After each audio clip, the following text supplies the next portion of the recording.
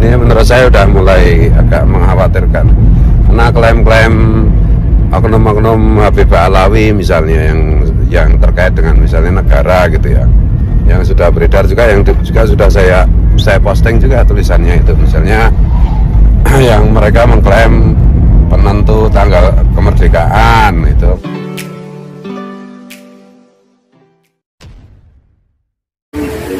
Assalamualaikum warahmatullahi wabarakatuh. Jumpa lagi dengan saya di channel Gagasan Progresif 9, sahabat sebangsa dan setanah di mana saja Anda berada. Kali ini kembali kita akan mengikuti update informasi terkait dengan hiruk pikuk masalah Ba'lawi, dan kali ini ada satu video dari Gus Fuad Pleret yang sepertinya sangat geram dengan sejumlah oknum-oknum Ba'lawi yang menurutnya tak henti-hentinya terus melakukan framing narasi-narasi yang mencoba klaim-klaim kesejarahan bangsa ini, hingga dalam peristiwa peringatan Hari Kemerdekaan Republik Indonesia, menurut Gus Fuad Pleret ada saja oknum-oknum Ba'lawi yang membangun narasi dari mereka tentang bagaimana kiprah daripada Ba'lawi dalam memerdekakan Indonesia, dan ini yang kemudian coba di counter balik oleh Gus Fuad Pleret bahwa apa yang mereka sebut-sebut itu adalah bahagian dari mencoba mengunggulkan dan menonjolkan kelang-kelang mereka, dan ini menurutnya berbahaya bagi perjalanan sejarah bangsa Indonesia. Dia pun mencoba dengan upaya-upaya untuk berdiskusi dengan orang-orang yang dianggapnya banyak terlibat dalam penelusuran sejarah perjuangan kebangsaan Indonesia ini, dan melakukan counter balik terhadap narasi-narasi yang dibangun oleh oknum-oknum Ba'lawi terkait dengan sejarah perjalanan bangsa ini hingga detik-detik perjuangan kemerdekaan kita. Memang ada fenomena yang cukup menggelitik di kita semua, hal yang sangat mengundang tanda tanya bagi kita. Kenapa sih oknum-oknum Ba'lawi ini selalu membangun narasi-narasi yang memang terasa asing bagi kita? Terkesan memang bahwa selalu mengunggulkan, menonjolkan kelam mereka seolah punya jasa-jasa yang cukup wow lah dalam perjalanan bangsa ini, dan ini yang kemudian membuat Gus Fuad Pleret ini melakukan counter opini mereka. Nah, seperti apa counter opini yang dibangun oleh Gus Fuad Pleret? Kita coba simak sama-sama. Melihat perkembangan akhir-akhir ini mengenai perdebatan yang terkait dengan Habibah Alawi itu, terus terang aja saya mulai agak khawatir gitu ya. Karena mereka kok semakin seperti itu gitu. Terus menerus memproduksi dan mereproduksi dan menyebarkan hoak-hoak gitu. Dan ini waktu pas Agustusan ini juga muncul hoak yang dibikin mereka, yang sudah beredar bantahan dari Agus Fakih Wiradiningrat gitu ya. Mengenai saya khawatirnya begini. Nanti kalau terus-menerus seperti ini, itu terjadi hal-hal yang tidak kita inginkan gitu. Bisa aja warga negara Indonesia yang lain itu bisa tidak terkendali atau ngamuk atau gimana gitu. Ya jujur aja, ini menurut saya udah mulai agak mengkhawatirkan, karena klaim-klaim oknum-oknum Habibah Alawi misalnya yang terkait dengan misalnya negara gitu ya, yang sudah beredar juga, yang juga sudah saya posting juga tulisannya itu, misalnya yang mereka mengklaim penentu tanggal kemerdekaan itu, mereka mengklaim bahwa yang menentukan itu Habib Ali Habsyi, padahal kan fakta sejarahnya penentu proklamasi kemerdekaan itu kan Mbah Hasyim Asy'ari, Ki Hasyim Asy'ari gitu. Terus misalnya yang kedua Air Baswedan, anggota BPU PKI, tapi dikatakan punya peran yang besar, padahal kenyataannya kan tidak punya peran apa-apa gitu. bukan panitia 9, bukan panitia 8, bukan panitia 7, bukan panitia 5, bahkan panitia 3 pun tidak. Jadi cuma anggota BPU PKI biasa aja gitu, tapi diklaim begini dan begitu. Merdeka misalnya juga Habib Hussein Mutahar memang pencipta lagu Syukur dan Hari Merdeka, bukan lagu Indonesia Raya. Namun demikian Hussein Mutahar belum tentu dari Ba'alawi gitu. Jadi belum tentu dari Ba'alawi. Kemudian yang keempat, bendera merah putih bukan gagasan Habib Idrus Ali Al-Jufri, namun kesepakatan para pemuda saat Kongres Pemuda Indonesia kedua pertama kali dinyanyikan lagu kebangsaan dan dikibarkan bendera merah putih gitu. Kemudian yang kelima, penggagas lambang negara Garuda Pancasila juga bukan Habib tapi Syarif Abdul Hamid ya, Sultan Pontianak. Kemudian nomor 6, Habib Ahmad Assegaf yang disebut sastrawan yang berperan dalam kemerdekaan, tidak begitu kenal dalam sejarah. Kalau dikenal dalam sejarah ya pastilah sudah viral saat itu dan dikenal dalam buku sejarah. Memang dalam sejarah sastra Indonesia itu saya tidak pernah ketemu nama yang namanya Habib Ahmad Assegaf. Saya ini kan sastrawan toh. Saya guru sastra. Saya itu sampai hari ini masih sastrawan.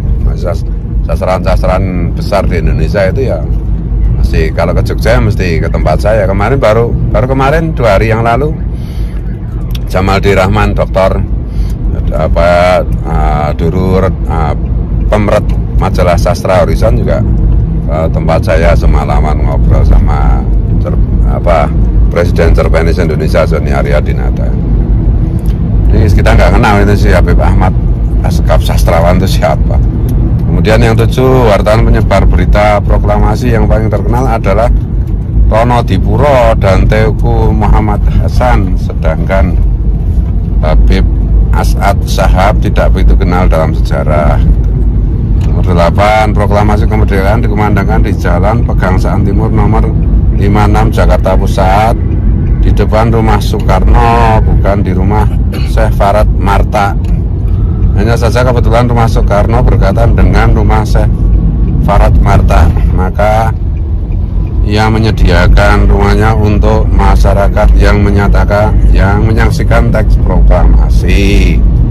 Nomor 9, Habib Hussein Muhammad Syihab, Pandu Islam Indonesia. Ia memang pendiri Pandu Arab, tetapi Pandu Arab tidak memberikan pengaruh terhadap revolusi kemerdekaan, penggalangan persatuan maupun kebangkitan nasional. Justru tokoh-tokoh kepanduan yang berpengaruh adalah Haji Agus Salim, Sri Sultan Hamengkubuwono IX, dan Ahmad Dahlan, Kiai Ahmad Dahlan, pendiri Panduan Hizbul Waton. Nomor 10, Abdullah bin Hussein, penyedia logistik dalam perang Aceh. Kisahnya tidak begitu kenal dalam sejarah, jadi mengada-ngada itu. Nah, fakta yang tidak bisa dibantah kan, imigran Yaman ini didatangkan Belanda, bekerja untuk Belanda, tidak ada jejak sejarah mereka menjadi korban dalam perjuangan kemerdekaan, baik zaman VOC, Jepang maupun pasca kemerdekaan, peristiwa 10 November dan lain-lain. Mereka yang dulu antek Belanda sekarang ingin menjadi pahlawan kesiangan. Ini tulisannya Gus Fakih ya. Belandanya kabur, jongoknya yang masih tersisa masih jadi duri setelah merdeka. Malah sejarah harus ditelanjangi sampai malu melakukan klaim sesat lagi.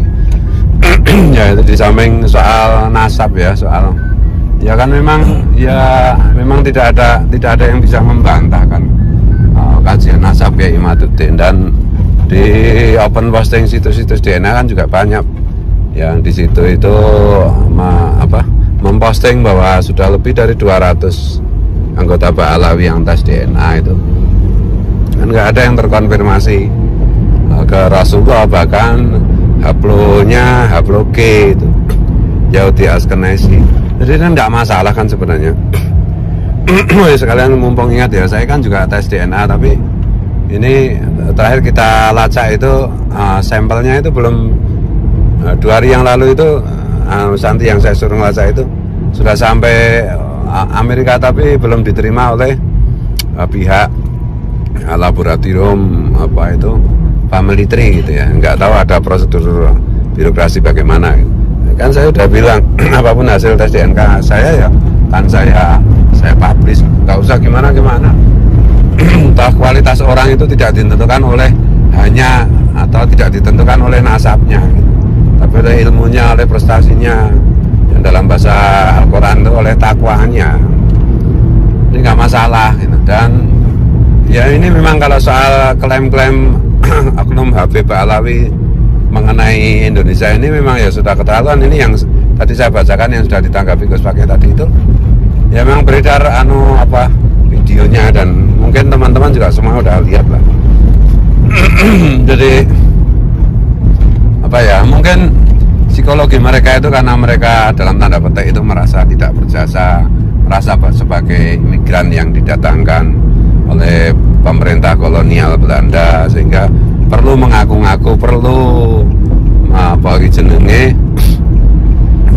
menyatakan di depan publik atas jasa-jasanya yang memang nggak ada gitu.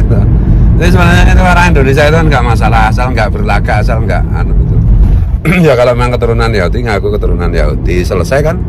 Ya kalau memang tidak punya jasa terhadap Indonesia di zaman-zaman kemerdekaan dan pasca proklamasi, ya sekarang tinggal berbuat sebaik-baiknya untuk bangsa dan negara, kan selesai. Tapi kalau terus-menerus begini ya apalagi ini sudah menyangkut banyak hal toh, termasuk makam-makam dipalsukan dan seterusnya. Ini yang kita khawatirkan tuh kalau warga negara Indonesia yang lain selain Pak Alawi itu udah nggak terkendali marahnya, kan bisa terjadi amuk sosial kan gitu. Jadi jangan berlagak lah kalau pakai istilahnya Gus Yahya Khalil Stakuf ya, sebelum menjadi ketua umum PBNU ya, nggak usah berlagak untuk memimpin, untuk mengambil otoritas kepemimpinan spiritual atau keagamaan di Indonesia. Itu implikasinya itu sangat mengerikan nanti. Dan nggak usah ya, karena kalau dengan begitu itu kan nanti kan dengan mengambil otoritas spiritual itu kan tujuannya hanya untuk kekuasaan juga. Wah itu ya mengerikan gitu loh. Dan ya kayak Robito segala macam itu ya sudah mbok ya ngaku aja membubarkan diri, kenapa sih? Kalau memang mau selamat, mau tidak ada apa-apa, kalau ya kita kan hanya aja memberikan masukan, memberikan saran, tapi kan nggak diterima kalau yang merasa udah benar begitu terus menerus.